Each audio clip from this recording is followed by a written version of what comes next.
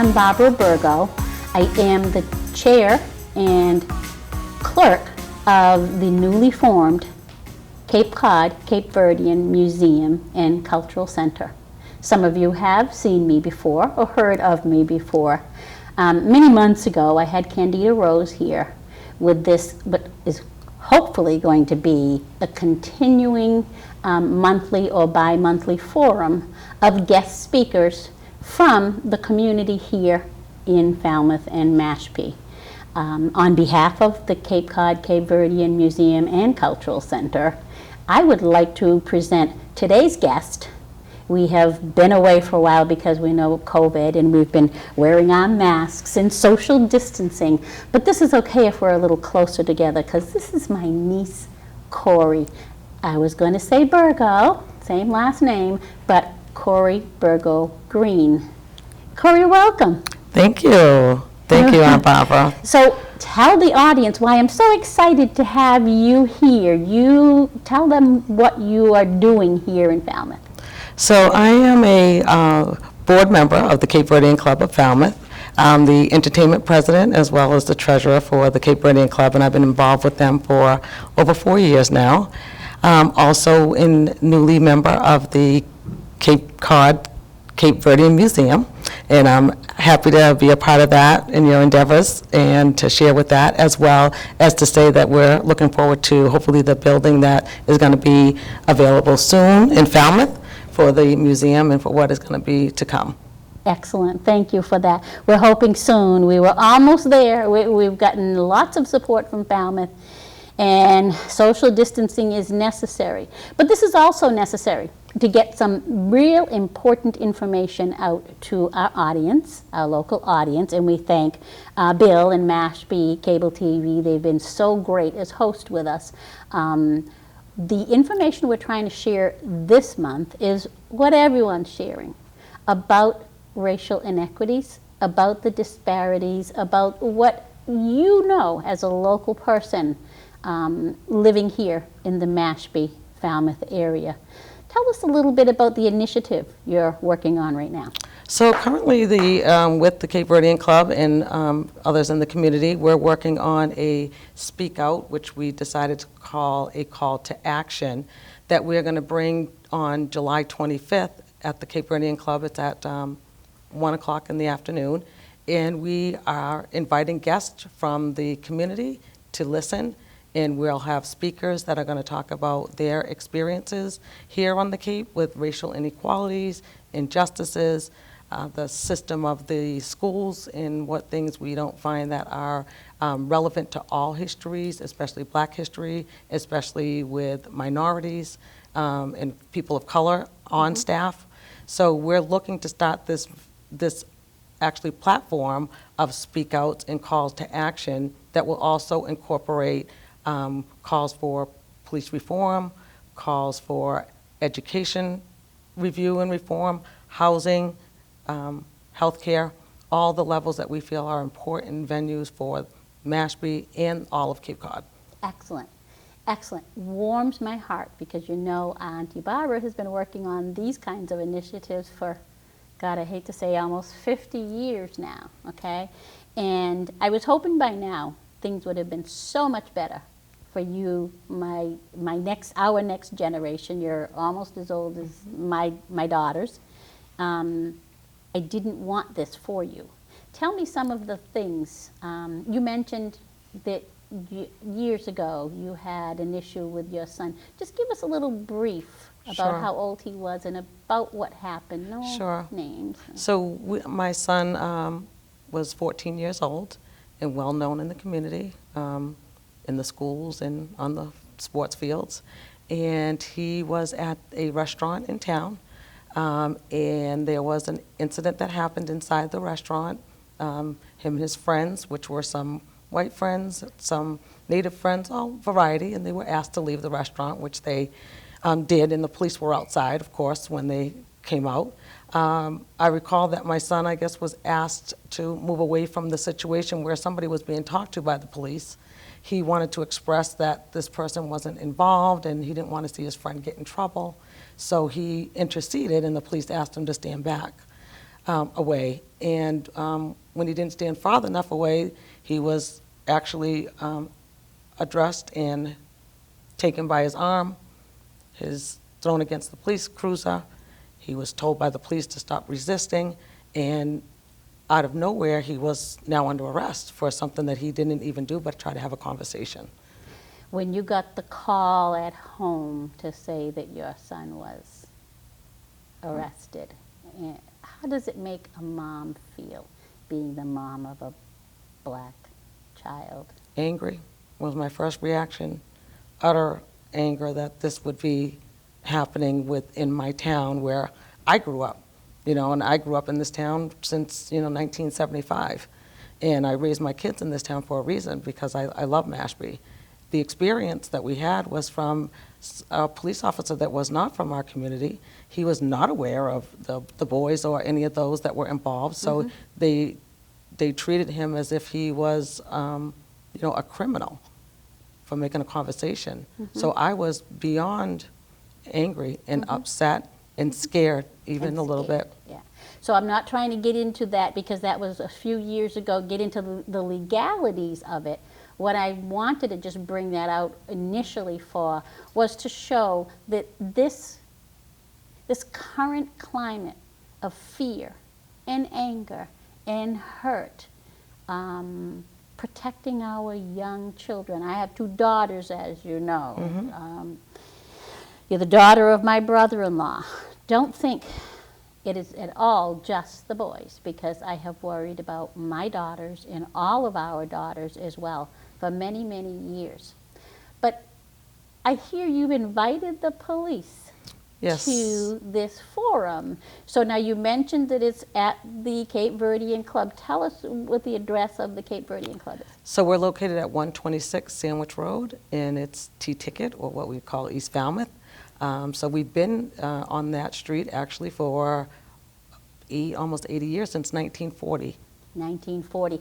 And I've heard in a friend of ours that is always helping us, and I will always mention his name, Representative David Vieira. He's been inspiring us to keep moving forward with these initiatives and the diversity awareness and hopefully the history of the Cape Verdeans. What he mentioned to me was that club is probably the oldest of its kind that has been built and run by Cape Verdeans all of these years.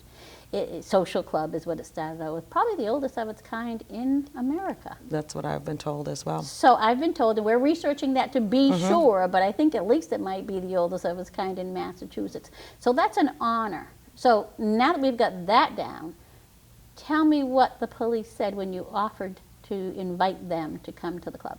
Actually, my sister, Andrea, she called the police station. She left a message, and chief of police called her back.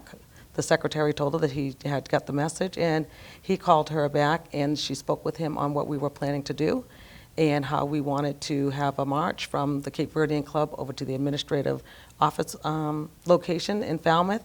And he said that it was a breath of fresh air, that he was happy to hear, actually, and wanted to have be a listener at the event, that he would plan to listener, he said, an active right? listener at the event. Yes. So we're excited about that. See, so this is where I was going with that. We've had some horror stories, and I've heard many of the horror stories. I actually live in Brewster, so we're calling it the Cape Cod Cape Verdean Museum and Cultural Center, but I want this to touch every single town on Cape Cod, and we will do that eventually. But the police chief in Brewster, Chief Eldridge, Heath Eldridge, we had a speak out, we called it a silent vigil, a very passive, very nice program. And we took the 8 minutes and 46 seconds that people are taking on our knee for George Floyd, and he actually got on both knees with us. And they wanted to partner with us. So I am thrilled to hear that the Falmouth Police Chief is wanting to be an active listener. Maybe some of the horror stories from years gone by can be rectified or at least not replicated Yes. going forward? Who else have you invited? So we've invited the town select, town board. There's a list of basically the superintendent we'd like to also invite, so we can talk about things in the school system, the selectmen, so we can talk about things that are in the town and how to be actively involved in those things, and voting is a big thing. So we invite the community, and we invited the town officials, particularly in the school board and the police right now. Okay, good. So you mentioned voting. So I know I went to the last two meetings, so I'm cheating here a little bit. I'm so proud of what you're doing. That we also said that one of our other board members, Trish Oshman, people know of Trish, she's the co-chair of the Affirmative Action and Diversity and Inclusion Committee in Falmouth. And she has, her son Alex is going to host a table and on part of the Girl Scouts, I believe it is. And you've offered to allow them space at this speak out at this forum to have a voting table, voter registration, and educate the community on voting. Tell us about how well you think our community votes out there. Well, I don't know that our community votes well enough. I feel like there are more people that should be out voting, and they don't feel that their vote counts. I had a conversation with my 18-year-old niece, and she's very enthusiastic about talking, and I asked her if she would be one of our speakers at the speak out or the call to action. And I said, we're going to have a voter registration because you and your friends, you guys need to vote. You guys, 18-year-old, she said, well, what do I need to do? And I said, you can go online, or actually we'll have a voter registration there that day. So that day, I'd like to see some of the youngins that are there sign up and register to vote and take part of this, voter privilege and our own rights to do so. So. Exactly. And so I ran for office in Taunton. I didn't get in. Many of us run and try and we don't get in, but it's a learning experience, okay? Sure. And what we like to hear, like they're saying on TV, from the Martin Luther King Jr.'s to the John Lewis's, we're passing the torch along to you. So what I mentioned to Bill here today at the Mashpee Cable Station is I'm here trying to inspire you and your friends to be comfortable sitting on the TV station here on camera and speaking of these things. I also want to offer any of the help from us, now I'll say elders, that you need to teach the next generation down to vote, to run for office. You can't say that they don't do anything for us unless you are willing to step up to the plate and do for yourselves, okay? Yeah. It has to be equity involved in there, so it has to be fairness, but give people options, give yourself options. Let's take this moment in history and make it something that we all can celebrate, okay? Absolutely. So when your niece is there, you be her role model. You teach her how and why it's important to vote. If more people, even the Cape Verdeans, even our family that's huge in Taunton, had voted for me, had participated in the voting cycle and not said, it doesn't matter, I may have gotten in. I am an elected official in Brewster now and encouraging other folks like yourself. Tell me one other issue you'd like to talk about in Falmouth. It's been a burning problem of mine. So, yes, so we, at the end of the talk in the speak out, we will be marching from the Cape Verdean Club to the admin building, which is at the end of Sandwich Road. So both ends of Sandwich Road, there are signs that state the business names, and they have all the business names pretty much, except for the Cape Verdean Club of Falmouth. And the reason why we are challenging this, because we've called over the last several years that I've been involved to find out how do we get our name on the sign. Who do we have to talk to? What do we have to do? We're the oldest building on that street. We came before any other business, any other establishment, any other club. You have the Portuguese American Club, you have, the Papa Jake's Club, you have all the businesses, but they bypass the Cape Verdean Club, which we find to be an injustice, and we want to make it that if all the businesses can't be on there, we should be the top, or we should at least be on that roll. And that has really kind of confounded me. The last 2 years I've been driving here from Brewster to have meetings and things, and I said that very thing. So you weren't trying to cause trouble, Don Lewis says, good trouble. We'll do some good trouble.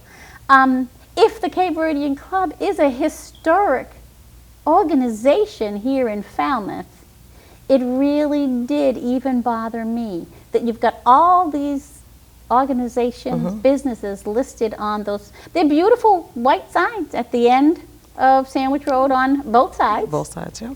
And I said, but where's the Cape Verdean Club? And those are just the little bits and pieces of the systemic racism that we're talking about, sometimes not ill-intended.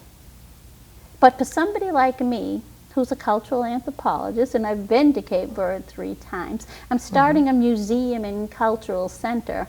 And for someone like Corrie, who's a board member of that club, how do we feel connected to the community if the community treats us as though we're invisible? Sometimes I hear about the club. Oh, they have problems there. What else do you do at the club? So we do a lot of different events. It's a social club. So we also do events for the kids. We do tea parties. We do cultural things, so that we have our annual festival. We do dinners. Actually, due to the COVID, we haven't been able to be open, so we've been doing dinners on Friday nights. But we host for people to rent our building. If they had a repass and a death in the family, we have given our building free of service to those that aren't able to afford to have a place. So we do community. We do community events, and we're involved in things that are important in our community, as well as for our culture, and for support of the things that are going on with drug addiction and violence. But now this issue that has stemmed up to its head is where we want to put our participation in. Exactly. It's to not just Falmouth or Mashpee. Again, I came from Taunton. Not just Taunton and Boston, to Rhode Island and New Hampshire and Connecticut. You just say the CV Club, or we used to know the Big Club. The Big Club, yes. Is what we call it lovingly. It was the heart of the Cape Verdean community here on Cape Cod. So I wish you well with what you're doing. This initiative is tremendous. Thanks. It's sad that it's taken all these traumas to have it come to this position. How's your son doing now? My son is doing well. How old is he now? He is 27. 27. He's 27, yes. And I hope, based on the trauma that he's had at 14 years old, that at 27 he's going to be an integral part of healing whatever we feel needs to be healed and fixed. Absolutely. In Falmouth and Mashpee. And he's in Maine, so wherever he goes, he can take his spirit with him for what he's been challenged to do, so yes. And so he's had firsthand knowledge, and you're an excellent, excellent example of a good Cape Verdean mother doing what she needed to take care of her child. And we're saying Cape Verdean because we both are. But any mothers, fathers, but especially the parents of children of color. You mentioned indigenous folks, so we say black and brown now. This is a watershed moment. Yes. And I'm thinking that maybe that experience that you had with your son might give you a better footing for putting yourself out there in not only notifying everyone of the injustices, but being a prominent member of the community to help correct those injustices. Absolutely. Thank you, Claire. Thank you. It's been a pleasure. Thank you, Aunt Barbara. Good Appreciate luck. it.